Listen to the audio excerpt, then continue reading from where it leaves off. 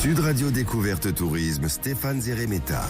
Bonjour Stéphane. Bonjour Laurence. Directeur éditorial du Petit Futé. Allez, ce matin, on se balade et on va du côté de la Provence avec vous. Absolument, on part dans le Luberon. On est entre les monts de Vaucluse. On est à Roussillon précisément. Et Roussillon, c'est classé parmi les plus beaux villages de France. On comprend vraiment pourquoi. Parce que c'est vrai qu'on est au cœur du plus grand gisement d'ocre au monde. Attention, nous détenons un record. Mondial, et là. le paysage est coloré. C'est absolument extraordinaire que d'aller à sa rencontre. Bon, voilà, on chausse nos petits crampons et on prend la direction du sentier des ocres. Oui, c'est ça voilà, c'est vrai que c'est la visite incontournable quand on est à Roussillon. On a deux sentiers, un de 30 minutes, un de 50 minutes. Et donc, c'est aménagé dans d'anciennes carrières. On est donc au cœur du gisement. Ça veut dire qu'on va ressortir un tout petit peu couleur ocre, en tout cas de poussière pas mal colorée. Mais ça vaut vraiment le coup, en fait, parce que c'est vrai que ce paysage a été façonné par le temps, alors par la main de l'homme, puisqu'on est dans des carrières, donc de véritables carrières. Et on en a plein les yeux avec ces collines, ces vallons. Ça se décline avec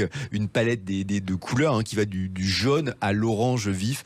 C'est vraiment très très beau. On vous croit sur parole. On peut ensuite se rendre à Aucras, c'est ça Aucras, voilà. Aucras, c'est l'écomusée de l'ocre. L'écomusée de l'ocre. Ouais. Et là, c'est vrai que c'est l'occasion d'en savoir beaucoup plus. Alors, en fait, l'écomusée est installé dans une ancienne usine d'ocre, tout simplement. On a des visites guidées, c'est 1h15 à peu près. Et ça permet de découvrir les bassins de lavage, le four, mais aussi tout le savoir-faire des ouvriers. Moi, je trouve que c'est... Alors certes, c'est joli et on va pouvoir faire de jolis selfies pour son Instagram, pourquoi pas. Mais c'est super intéressant, ce patrimoine immatériel. Voilà, comment il faisait, quels étaient les process, les véritables savoir-faire. C'est vraiment très intéressant. Il y a un mini-atelier aussi qui est possible, que l'on peut faire. Et on peut vraiment en apprendre plein sur les pigments, la peinture. Il y a d'ailleurs pour une visite un peu plus poussée, si ça vous intéresse, il y a des ateliers de 2 heures qui sont intéressés. Et là, vraiment, vous savez vraiment comment fabriquer son ocre. On apprend à laver les sables, à fabriquer... Ah oui, ça on peut toujours repartir avec un petit sachet. C'est pas l'ocre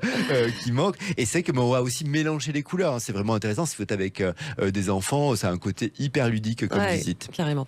Et puis forcément, ça vaut le coup aussi de se balader dans le centre du village. Oui, alors c'est que on a les maisons, les édifices, là aussi, c'est coloré forcément. C'est pas comme si la matière première était loin. Les façades sont jaunes, orange, rouges. C'est ce qui est fascinant à Roussillon, parce que contrairement aux autres villages du Luberon, on est plutôt sur de la pierre sèche. C'est la pierre sèche qui domine. Là, c'est vraiment c'est coloré. Il y a aussi un beffroi, c'est l'ancienne porte du château qui a été transformée en clocher au 19e siècle. Et si on prend la petite ruelle à gauche, on a l'ancien chemin de ronde. On a toute une vue qui est absolument superbe sur les alentours. Au sommet du village, là, il y a une table d'orientation. On a un beau panorama sur le Mont Ventoux. C'est toujours beau, le Mont Ventoux, aussi les monts de Vaucluse. C'est vraiment assez étonnant. J'aime bien le côté petite ruelle à gauche. Voilà, on va la situer. Elle est vraiment à gauche. C'est ça. Alors, une vingtaine de minutes de Roussillon, il y a ce qu'on appelle le Colorado. Yes, on est au State, on est en Colorado. On y est presque. On est dans ce Colorado, donc du coup, c'est vrai que on continue notre visite de l'ocre. C'était mon thème d'aujourd'hui, ce Colorado provençal. Il se trouve à Rustrel. C'est aussi une ancienne carrière d'ocre, bien sûr, vous l'avez deviné. Ça a été actif de 1871 à 1993, donc c'est une histoire vraiment très récente. Là aussi, on a 2 circuits qui sont proposés. Le premier, c'est circuit du Sahara. On imagine bien la couleur, c'est 40 minutes aller-retour. Ouais. Le second, c'est le circuit des Belvédères. Là, c'est plutôt 1h45, donc c'est une beaucoup plus longue balade. Mais on a une vue sur tout ce Colorado provençal qui est absolument étonnant. Et c'est vrai que c'est intéressant, moi, je trouve, d'aller voir cette histoire industrielle de la région. On est dans cet incroyable décor coloré. Donc, on va voir aussi, il y a des bassins, des tuyaux d'acheminement. Ça servait vraiment aux ouvriers de façon quotidienne. Et voilà, donc moi, je trouve que compléter les deux, ces 2 petites visites qui se complètent bien, ça permet d'avoir un bon panorama de cette histoire industrielle et tellement belle de l'ocre dans le Vaucluse. Voilà, on n'a pas eu le temps de parler de gastronomie, mais tout va bien à ce niveau-là. Non, on ne mange pas aujourd'hui. Voilà.